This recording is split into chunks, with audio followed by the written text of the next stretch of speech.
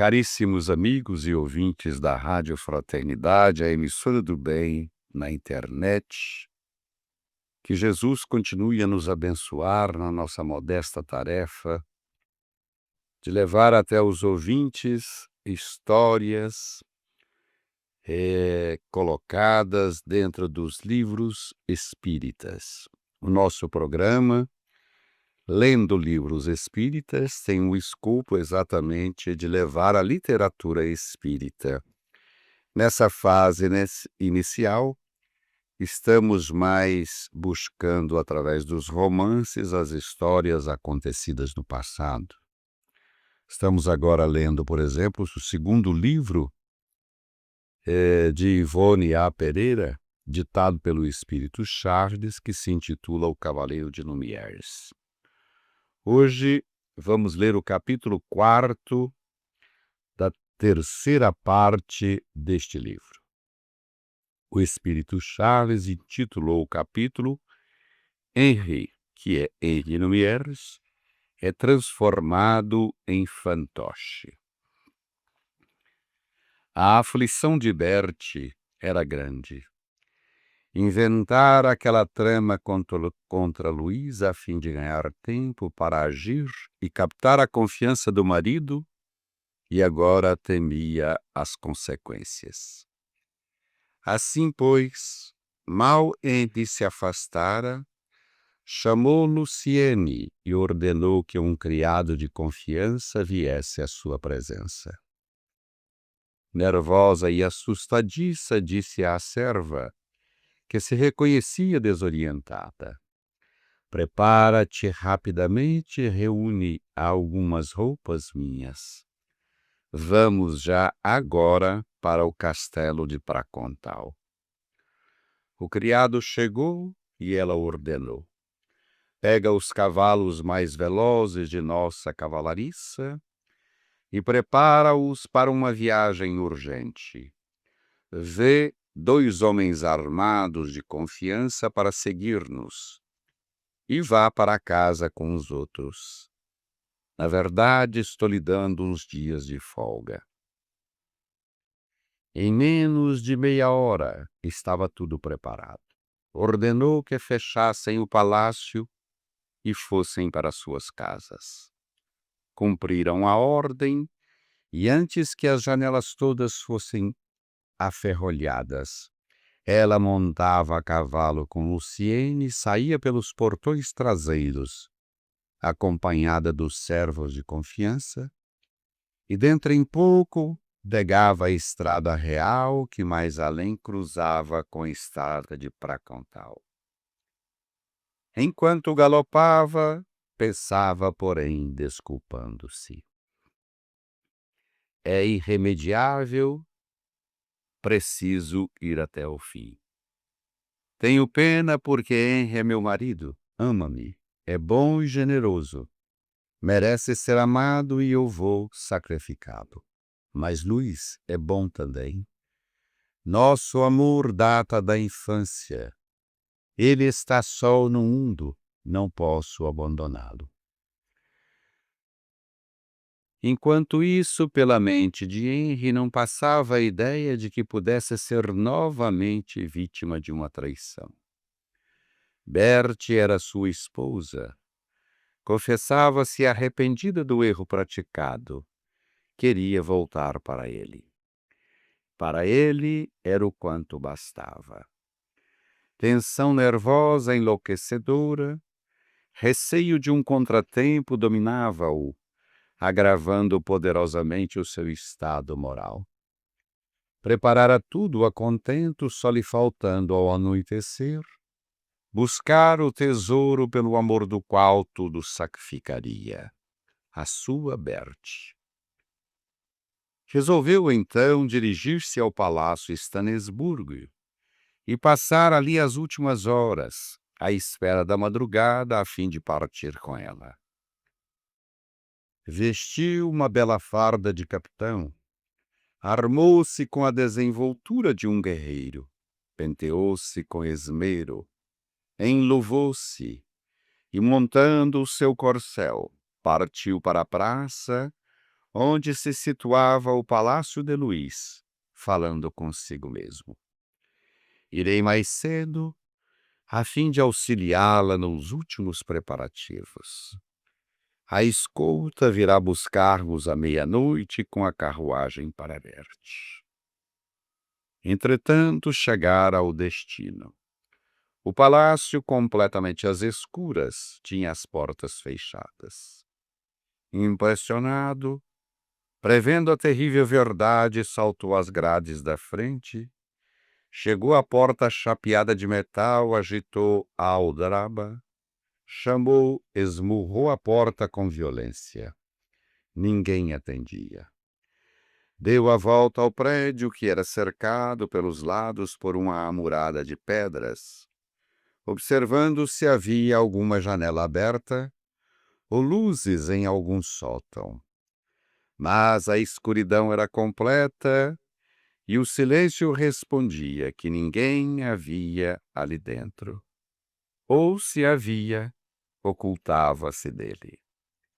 Desejou arrombar uma porta lateral. Era chapeada e resistiu.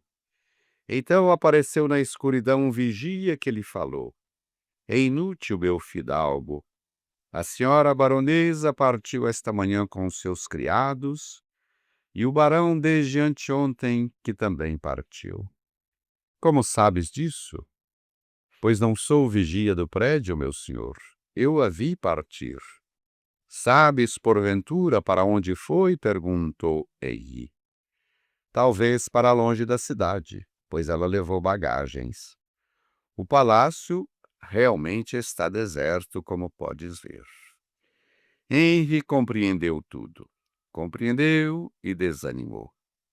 Fora uma ilusão apenas, uma miragem, uma infâmia a mais aquele arrependimento que por entre lágrimas ela confessara. Bertie nunca lhe parecera mais cruel, mais condenável do que naquele momento. Não mais conseguia raciocinar sobre ela, nem sobre a situação que vivia. Apenas uma certeza retumbava em seu cérebro: a realidade brutal. Bertie enganara-o mais uma vez. Não era amado. Nunca fora amado por ela. Haverá realidade que mais fira o coração humano? Henry estava ferido.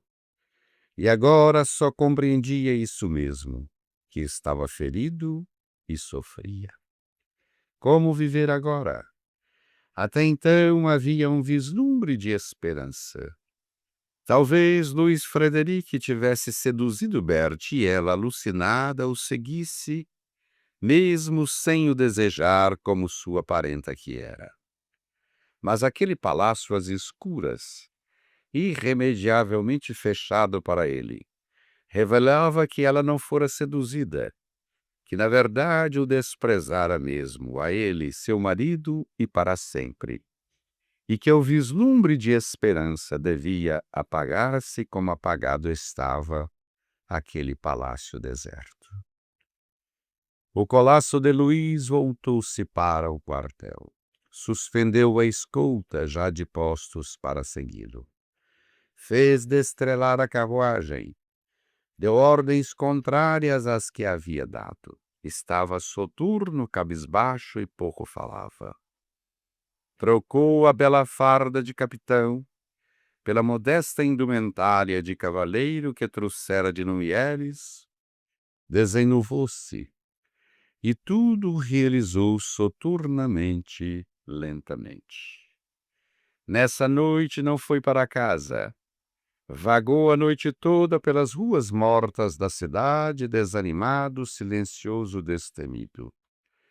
Às 9 horas da manhã procurou seu superior, Olivier de Guzman, e disse-lhe: "Senhor, perdoai-lhe.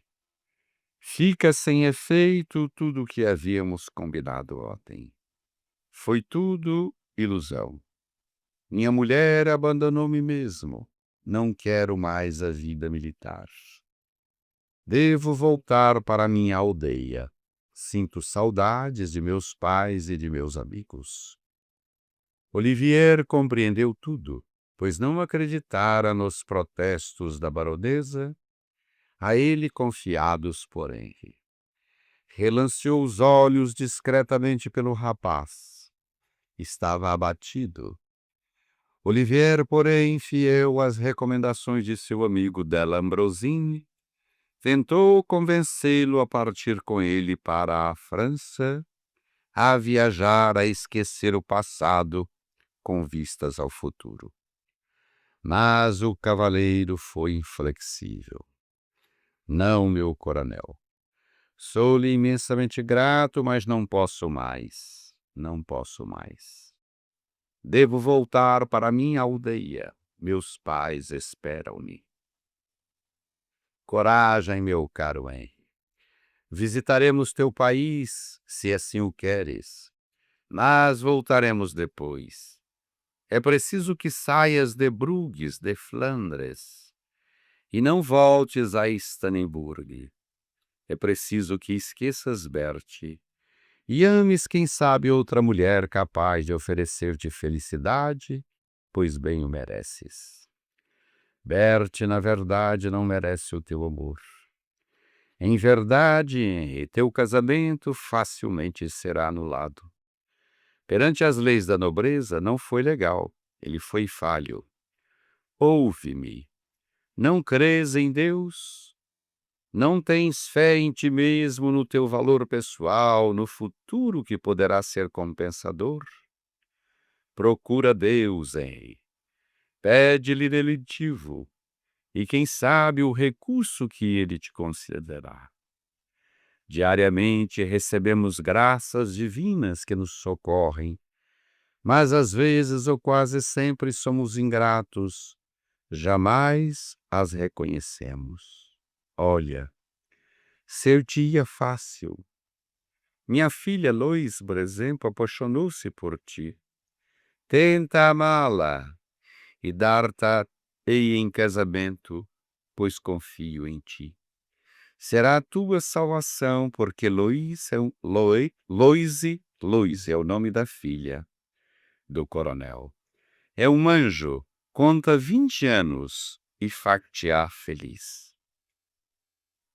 Uma risada constrangida foi tudo quanto o infeliz encontrou para responder ao amigo, que tão generosamente lhe estendia a mão, convidando-o ao raciocínio da fé e à humildade que gera o lenitivo. Senhor, desculpe-me, mas não necessito inspirações desse senhor oculto aos homens, meu caro conde. Sou senhor de minhas vontades e darei a direção que julgo correta ao estado a que chegou a minha vida. Não aceito esse Deus que cria fidalgos e plebeus e deixa os desditados como eu, honestos e sinceros, serem vilipendiados pelos grandes. Olivier não insistiu. Percebeu que seria inútil. A ocasião não era favorável à conversação do ateu. A revolta dominava-lhe o coração. Olivier sorriu e perguntou: aceita uma chávena de chá? Henri aceitou e tomou chá com o seu superior. No dia imediato, ao romper da alva, Olivier de Guzman despedia-se da família, dizendo: voltarei dentro de alguns dias. Irei apenas visitar o nosso bom amigo Della Bronzini, a fim de dar-lhe contas de certa missão a mim confiada, a qual, infelizmente, não logrou bons êxitos. Por acaso, meu pai, refere-se ao cavaleiro de Dumieres? Perguntou Loise. Sim. Ele, filha, retorna na aldeia. Não deseja a vida militar. Disse e saiu. Henrique pernoitara em casa do amigo, esperava-o no pátio. Avistando de Gusma exclamou. E então, senhor de Nomieres, vamos a cavalo, precisamos fazer hoje um bom trecho do caminho. O marido de Berti curvou-se diante das filhas do seu coronel, numa vênia de despedida, sem pronunciar sequer uma palavra. Ele sabia que a jovem filha do coronel, primogênita, aliás, de Olivier, interessava-se vivamente por ele, e que várias vezes encontrara meios de demonstrar-lhe a sua simpatia. Comoveu-se com a atitude dolorosa da moça vendo-o partir, certamente para sempre, e falou consigo mesmo: é melhor assim. Eu não iria torná-la feliz. 2 dias depois chegavam à Quinta Nomieres.